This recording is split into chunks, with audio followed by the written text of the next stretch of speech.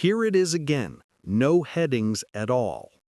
Imagine a woman who spent millions building her empire, but kept one secret buried so deep that not even her closest friends knew. A secret that started on a freezing night, in a tiny janitor's closet, with a man everyone ignored. But when she came home early one evening and heard her janitor whisper, "Shut up, don't say a word," everything shattered. What she saw next didn't just expose the truth, it flipped her entire life upside down. Betrayal, loyalty, hidden power, and a twist so shocking it will make you question everything you think you know about people. Stay with me, because the deeper we go, the darker it gets, and the ending will leave you stunned. Welcome to Brainfuel, where ordinary moments explode into extraordinary stories. Here, secrets unravel, truth collides with mystery, and every tale leaves you thinking long after it ends. If you love gripping, emotional, mind-bending narratives, you're in the right place. Let's dive in. Everyone had already given up on her. Teachers, tutors, nannies, counselors. Even the billionaire father who could buy skyscrapers but still couldn't buy a single moment of peace with his own daughter. Ava Sinclair, just 12 years old, had become a legend in the city, and not in a good way. She wasn't just known as difficult. Adults whispered that she was unmanageable, uncontrollable, impossible. Her father, Richard Sinclair, was one of the most powerful men in the entire state, the kind of man people stepped aside for in hallways and watched in awe on the news. His real estate empire stretched across continents, yet inside his own home, inside that massive glass and marble mansion on the hill, he felt powerless. Ava's reputation began early. At 5 years old, she was expelled from her first kindergarten class for throwing paint on the principal. At 7, she locked herself in the school bathroom and refused to come out for 3 hours. By 9, she had gone through 2 therapists, 4 behavior analysts, and a long list of tutors who quit after only a few days. People whispered behind her back, but Ava ignored them. She'd already learned that adults didn't understand her. By 12, Ava had been expelled from 3 of the most elite private schools in the city. She didn't get along with anyone. Not the teachers who complained she didn't follow the rules, not the classmates who thought she was strange, and definitely not the rotating team of nannies who lasted an average of 8 days each. The record was 12 days. She broke it by locking one in a supply closet and throwing the key out the window. The media caught on quickly. Articles appeared online with headlines like, "Billionaire's daughter terrorizes elite academy," "The girl no one can handle," "Sinclair heir out of control." Whenever Richard tried to discipline her, Ava pushed back harder. When he hired expensive therapists, she refused to speak. When he brought in tutors who bragged about their fancy degrees, she mocked their voices, copied their accents, or simply walked out of the room mid-lesson. But no one, not even Richard, understood the truth. Ava wasn't acting out to be cruel. She was hurting. She had lost her mother when she was just 7 years old. One day, she was sitting at the kitchen table coloring beside her mom. The next day, life turned into a blur of hospital halls, whispered conversations, and crying adults. Ava didn't understand much at the time except that the warmest person in her life had disappeared forever. Richard, drowning in grief and running a global empire, buried himself in work. He didn't know how to talk about loss. He didn't know how to express love without buying things. So as Ava grew older, she learned that no matter what she did, scream, break things, slam doors, her father would respond the same way, with distance. He loved her, but he didn't know how to show it, and she needed someone who could. Days turned into years, and the mansion grew quieter and colder.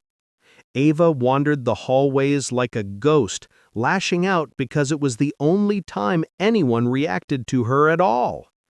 Every adult who entered her life came with rules, charts, punishments, and methods.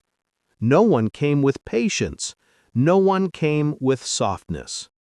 And then came the day everything changed. It happened after Ava had another meltdown. This time, on the way to a high-end academy, her father was practically begging to accept her. She became overwhelmed in the limo, kicked the door, shouted at the chauffeur, and demanded he stop the car right now. When he hesitated, she shouted louder, panic rising like a storm inside her chest. Finally, she flung open the door while the car was still rolling slowly through the gated entrance and ran out. The chauffeur froze, terrified. Someone from the school filmed her running barefoot across the grass, her hair wild, tears streaking her face. Within hours, the video hit the internet. Overnight, it was the #1 trending clip on every social platform. That's when Richard's world collapsed. For the first time, he realized the situation wasn't just embarrassing, it was dangerous. His daughter wasn't rebellious, she was drowning. That night, Richard gathered his top staff in the mansion's dining room, his voice shaking with exhaustion. "Hire anyone," he said. "I don't care who, I don't care what it costs. Just find someone who won't quit." Silence filled the room. Everyone exchanged nervous glances. They had already tried the most qualified experts, the most expensive specialists, the most decorated child psychologists, and all had failed. That's when his assistant, Marie, hesitated before speaking. "There is someone, but he's not traditional." Richard frowned. "Traditional hasn't worked. Who is he?" Marie took a deep breath. "He's a single father, works as a school janitor." Richard almost laughed. A janitor? To handle a billionaire's kid? But Marie continued. "He raised his daughter alone. Everyone says he has a way of connecting with kids. The school calls him the child whisperer. Students adore him. He understands them better than most teachers do." Richard leaned back, exhausted. "Call him." And that is how Ethan Cole, a quiet, humble man with calloused hands and a soft voice, received the strangest phone call of his life. When the Sinclair assistant told him the billionaire wanted to hire him, Ethan thought it was a prank. "Ma'am, I fix broken desks and mop floors. You want me to handle a billionaire's kid?" But the woman insisted. She told him the pay. It was more money than he could imagine, enough to change his life and his daughter Lily's future. Still, Ethan hesitated. "Look, I'm not trained for this." Marie replied, "Maybe that's why you're exactly who she needs." The next morning, Ethan arrived at the mansion wearing simple jeans, a clean shirt, and a nervous but genuine smile. He carried nothing but a worn backpack filled with colored pencils, stress balls, a few snacks, and a small drawing his daughter had made for Ava, a bright sun over a little house. As he walked through the mansion, staff whispered, confused. Ava took one look at him, this stranger with no suit, no fancy title, and reacted in only the way she knew how. She grabbed the glass vase and threw it at the wall inches from his head. Everyone gasped. People backed away. A guard moved forward. But Ethan didn't yell. He didn't step back. He didn't threaten her. He calmly looked at the shattered glass, then looked at Ava and said, "Nice aim. Want to tell me what you're really mad about?" Ava froze. No adult had ever responded like that. For the first time in years, someone was not afraid. Someone was not angry. Someone was simply there. And that tiny moment, one sentence, one breath of calm, was the beginning of a miracle no one expected. The girl no one could reach started to open up. The entire Sinclair mansion held its breath the moment Ethan Cole walked in for his first full day. Most adults lasted minutes with Ava. Some lasted an hour. A few made it to lunchtime before quitting. The staff whispered bets in the kitchen about whether this janitor guy would even last the morning. Ava didn't make it easy. She greeted Ethan by slamming her bedroom door so hard the chandelier shook. Then she pushed a bookshelf in front of it, blocking him out entirely. When he spoke through the door, she ignored him. When he knocked, she turned her music up until the bass thumped through the walls. Any other adult would have walked away or demanded she open the door, but Ethan sat down in the hallway, leaned against the wall, and said nothing.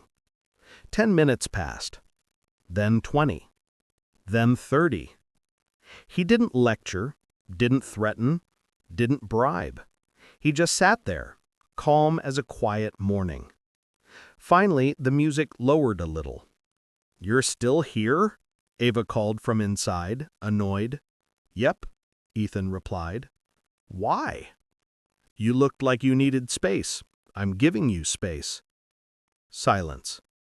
It was the first time in her life someone gave her space without punishing her for needing it. Eventually, Ava's curiosity won. She pushed the bookshelf aside with a loud scrape and cracked the door open 2 inches. "You're weird," she said flatly. Ethan smiled. "I get that a lot." She shut the door, but gently this time. That was day 1. By day 3, Ava tried a different tactic. She woke before sunrise, snuck around the mansion like a spy, and tied the kitchen door handles together so Ethan couldn't make his morning coffee. She smeared toothpaste on his chair. She even put glitter inside the air vent so when he turned it on, he'd get covered in sparkles. But Ethan didn't yell when the glitter blasted into his face like a confetti cannon. He didn't groan or storm out. He simply blinked, brushed off a little sparkle from his eyebrow, and said, "Well, at least now I match the curtains." Ava laughed before she could stop herself, a small startled sound she quickly hid behind a glare. But Ethan caught it, and he didn't let her embarrassment win. "Glitter's stubborn," he said gently, "hard to get rid of. But sometimes stubborn things are useful. Sometimes stubborn kids are the strongest ones." Ava paused. No one had ever called her strong before. They called her difficult, spoiled, out of control, never strong. She didn't respond, but something shifted. On day 5, Ethan showed up carrying 2 cups of hot chocolate. Ava eyed them suspiciously. "What's that?" "One is for you, if you want it. No pressure." "No pressure?" she echoed like it was a foreign language. "Yep. You can take it or not take it. Your choice." She hesitated. People never gave her choices. People told her what to do, what not to do, what she should feel, how she should act. Her father's world was full of commands. Ethan's world seemed to be full of invitations. She slowly reached out and took the cup. "Fine," she muttered, "but only because it smells good." Ethan sat beside her on the steps outside the mansion. They drank in silence. For the first time in a long time, Ava didn't feel judged. After a few minutes, Ethan said, "Can I ask you something?" "No." "Okay," he said, and didn't ask. Ava blinked. Adults always pushed. They always forced. But Ethan respected her no. She took a deep breath. "You're not like other adults." "Thanks," he chuckled. "That's the nicest insult I've ever gotten." Ava almost smiled. Over the next week, Ethan discovered something no one else had bothered to notice. Ava loved drawing. He found her sketchbook tucked under her pillow, not filled with angry scribbles like everyone assumed, but with stunning drawings. Cities she imagined, oceans she dreamed of, a mother and daughter holding hands, pages and pages of worlds she escaped into because the real world was too heavy. But when Ethan mentioned the sketchbook gently, Ava snatched it away. "Don't look at it. It's dumb." "It's beautiful," Ethan said honestly, "and it's yours. No one is supposed to see it. If they see it, they'll say it's not good enough." Ah, there it was. The truth behind the anger, behind the attitude, behind the fights. Ava wasn't trying to be impossible. She was terrified of being imperfect. Ethan didn't push or praise too fast. He simply said, "You don't have to be perfect. You just have to be you. That's enough." Ava didn't reply. Her eyes softened, just a little, and she tucked the sketchbook under her arm like a shield she wasn't ready to put down yet. Then came the moment that shocked the entire mansion. One afternoon, Richard came home early. He was stressed, tired, and mentally preparing himself for another day of chaos, complaints, and doors slamming. But instead he froze at the entrance to the living room. Ava and Ethan were sitting on the floor, surrounded by colored pencils, drawing a massive imaginary city. She wasn't yelling. She wasn't angry. She wasn't breaking anything. She was laughing. Laughing. Richard stood there stunned. He hadn't heard that sound in years, not since Ava's mother was alive. Ava didn't notice him. She was too busy showing Ethan how she imagined a floating bridge connecting two sky towers. Ethan nodded like she was explaining the blueprint to the next great invention. Richard stepped closer. "Ava," he said cautiously. Instead of reacting with anger or slamming her sketchbook shut, she turned her head slightly. She wasn't smiling at her father, she wasn't ready for that, but she didn't instantly shut down either. It was the smallest shift, but for Richard it was earth-shattering. The next days brought more changes. Ava started eating breakfast instead of hiding in her room. She slept through the night without waking up screaming. She apologized, quietly, awkwardly, when she spilled juice on a housekeeper's apron. She sat through tutoring without storming out. She even listened to Ethan read a book out loud, leaning her head against the couch like a calm, ordinary child. The therapist Richard had hired called him in shock. "She's making progress I've never seen before." The household staff whispered, amazed, "She's actually smiling now." But the truth wasn't complicated. It wasn't therapy magic. It wasn't discipline. It wasn't some secret psychological method. Ava was changing because, for the first time in years, she felt safe, she felt seen, she felt human. And that feeling, gentle, patient, steady, was only one person had given her. A janitor. A single dad.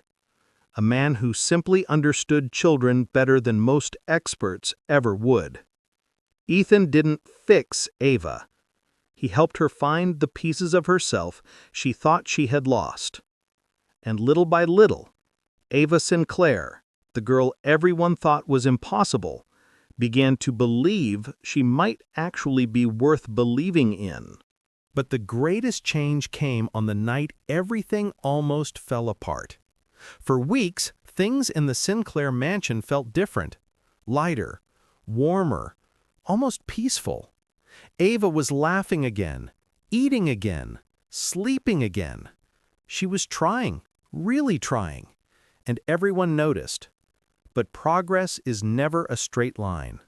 Sometimes the hardest test comes right when things start getting better.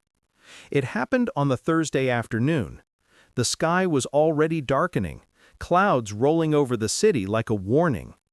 Ava was at school, the same school that had once called her a danger to the learning environment. But now she was doing better, trying harder, even making small talk with two girls from her art class. That day, her class had a group presentation. It was supposed to be simple, 3 kids presenting a poster. Ava helped design it, drawing a beautiful sketch that her teammates loved. But when the moment to present came, everything inside her froze. The classroom suddenly felt too small, too loud, too bright. Someone whispered behind her. Someone laughed. A pencil dropped. A chair scraped the floor. Ava's chest tightened. Her hands trembled. She couldn't breathe. She couldn't speak. The teacher encouraged her softly, but her voice felt far away, like she was underwater. Ava tried to say her part, but the words got stuck in her throat. Her own heartbeat roared in her ears. In an instant, panic crashed over her like a wave. She dropped her note cards, stumbled backward, and bolted out of the classroom. The teacher called her name, but Ava didn't stop. She ran down the hallway, out the side door, and into the storm that had just begun. Wind whipping her hair, rain pouring down like the sky itself was having a breakdown.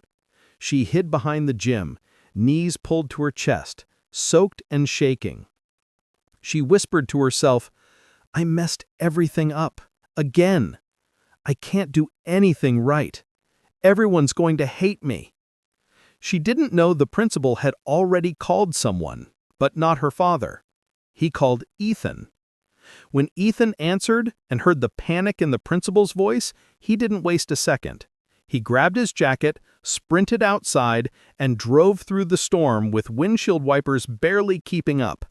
He wasn't thinking about the billionaire's mansion, or his job, or what this might mean for his career. He was thinking about Ava, about the little girl who laughed at glitter, drank hot chocolate on the steps, and drew imaginary cities with stars and bridges. He knew exactly what panic felt like. He knew the signs. He knew what she needed. When he arrived at the school, he didn't wait for instructions. He ran straight across the muddy courtyard, rain soaking through his clothes instantly. He found Ava behind the gym, curled up, trembling. She didn't even look up when he approached. She just whispered through tears, "Please, just go. I ruined everything." Ethan knelt beside her, not caring that his knees hit cold, wet concrete. "Ava," he said softly, "I'm here." She shook her head violently. "No, I failed. I almost talked in class. I tried. I really tried. And then I messed up, like always." She sobbed harder, her voice breaking. "Everyone expects me to be strong, but I'm not. I'm nothing."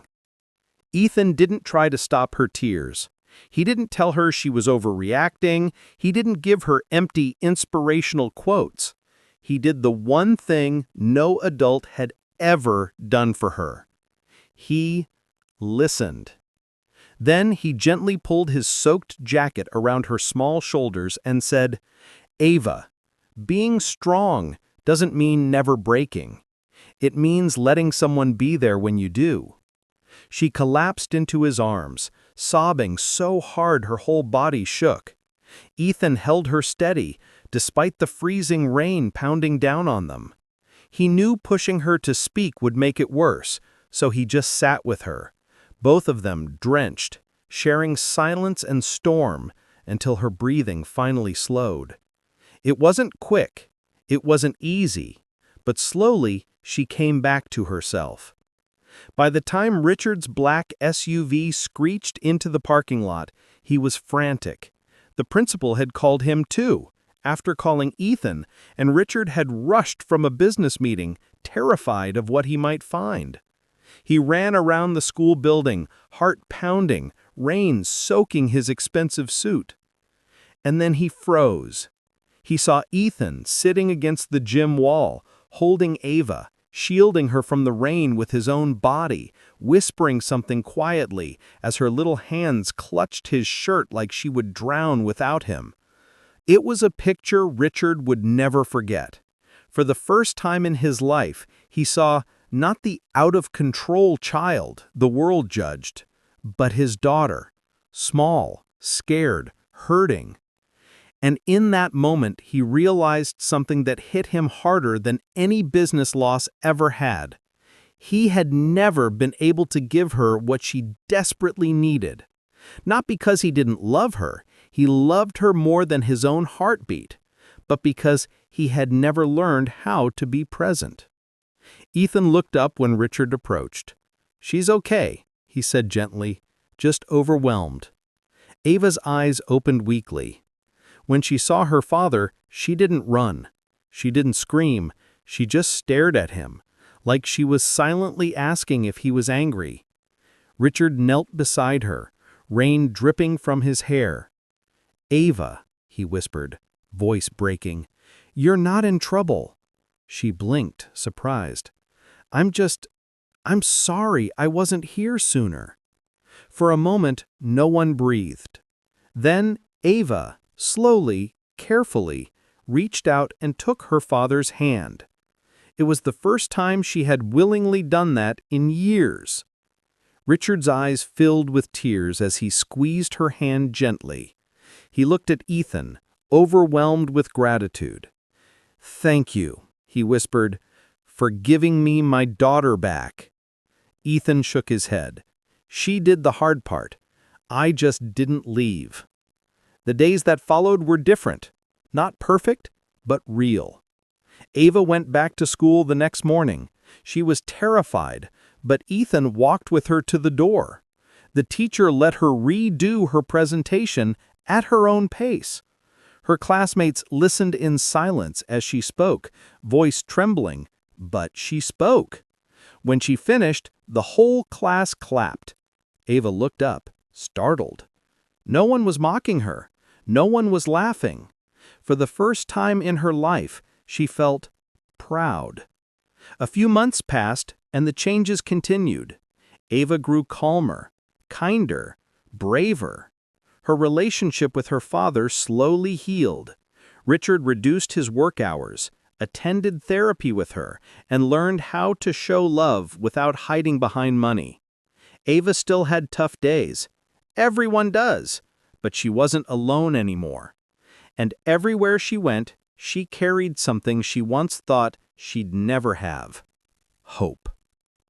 People who had written her off, adults who called her impossible, kids who mocked her, they all watched her transformation in disbelief.